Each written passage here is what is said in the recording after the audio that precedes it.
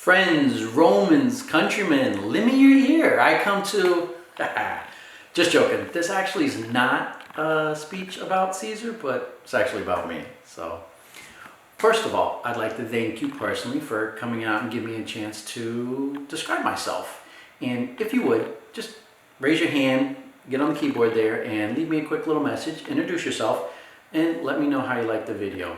So, it's a pleasure to have you here. First of all, my name's Daniel Garber, and well, I am who I am.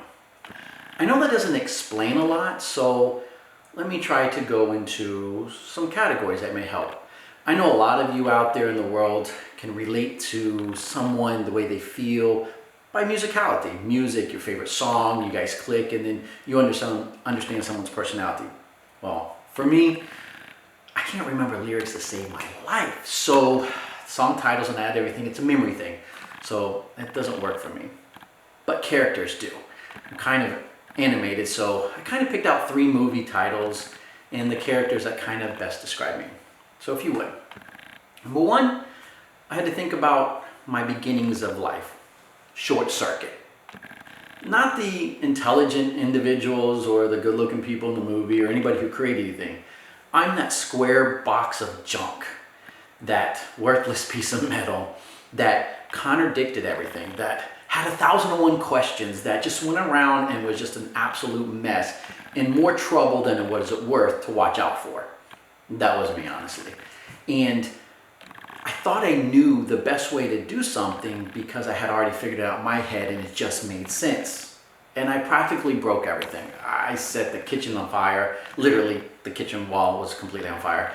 The tree outside I caught on fire. Always just breaking anything that was glassware. If it was breakable, I pretty much broke it, and I think I wrecked 4 cars, but we're not counting any of that.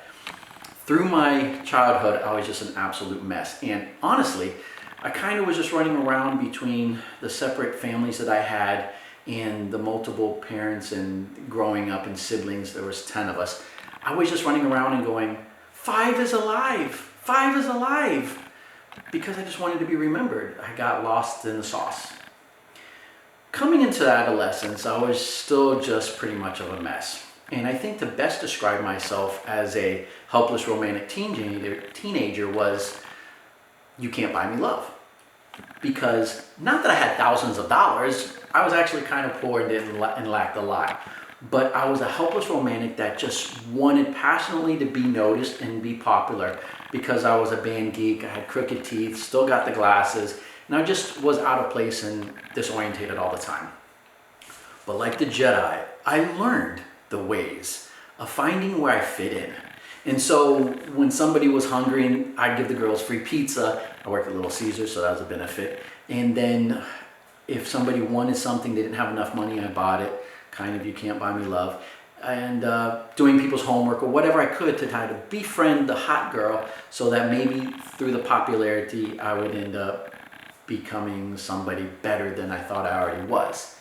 And I probably failed somebody out that actually honestly liked me, but it was just a game, so I probably failed there too. Just a mess as a teenager. Coming up into life, better part of me I could really explain was the beauty of The Legend of Zorro.